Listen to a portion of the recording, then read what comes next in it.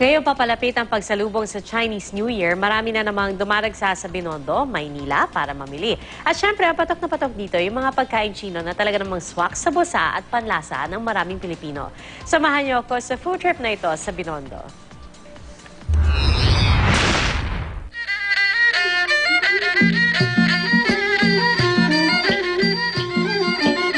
Di lang sa mayamang kasaysayan at kultura, kilala ang Binondo. Dahil dito rin daw matatagpuan ang pinakamasasarap at authentic na pagkain Chino.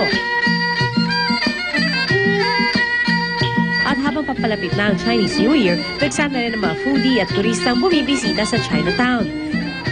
Kasama si Ivan Mandi na kilalang cultural guide, sinuyod namin ang Binondo para tikman ang mga ipinagmamalaking pagkain dito.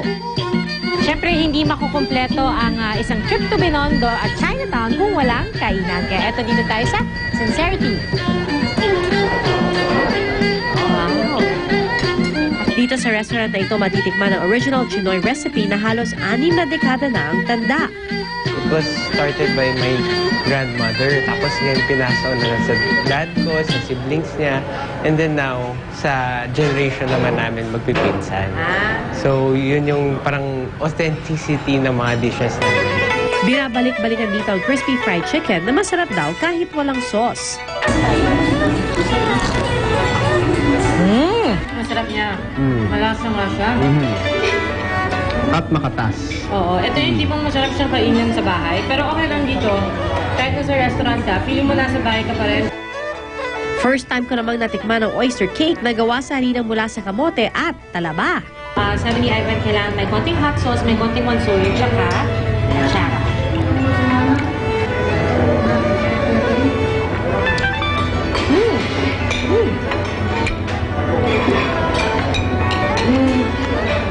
Parang talong. Tortang talong, pero talaba. Masarap siya. At syempre, di mawawala sa hapag ang patat chami na pampahaba raw ng buhay. Itinuro pa sa amin kung paano gawin ang recipe ito. Una, igisa ang sibuyas, gulay at pata at saka ihalo ang sabaw. Sunod, ihalo ang miki at soy sauce at saka hintayin matuyo.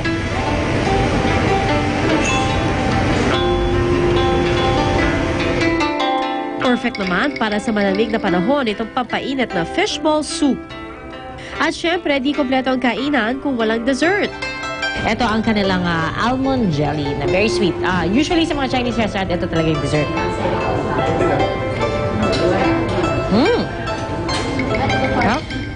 Hindi ko ma-explain. Pero masarap. Must try siya. Must try. Sa aming pag-ikot sa Binondo, napadaan kami sa isang tindahan ng preserved fruits. 25 pesos lang kada 100 grams para sa mga pickled cherry dates at champoy. May iba rin kakaibang prutas na inangkat pa raw mula sa China. At kung nag-aalangan sa lasa, libre raw ang tikim. Tikman mo muna, Pia, yan. Pare-pareho to? Pare-pareho lahat yan. Bam! Bam! Luya. Diba? At luyang pula. Masarap. Preserved ginger. No, Ang laki nung nakuha ko. Hindi mo sukat maisip, pwede palang gawing minatamis ng luya. Masarap siya, pero matapang. Sarap. Tubig.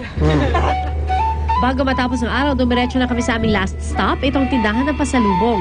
May tikoy na mabibili mula 70 pesos hanggang 140 pesos at kopya na nagkakahalaga naman ng 40 to 50 pesos. Isa rin sa mga pinakasikat na pasalubong mula sa Binondo, itong fried siopaw na mabibili sa halagang 17 pesos. Masakit man ang aming mga paa, kakalakad dito sa Chinatown, busog naman ang aming mga sikmura at mata sa dami ng aming napuntahan. Sa dami ng pwedeng gawin at pwedeng makita dito sa Binondo, inabot na tayo na gabi sa ating pag-iikot. Pero okay lang, sulit din dahil napakarami nating nabili pang pasalubong. Kyung Hee Watsai!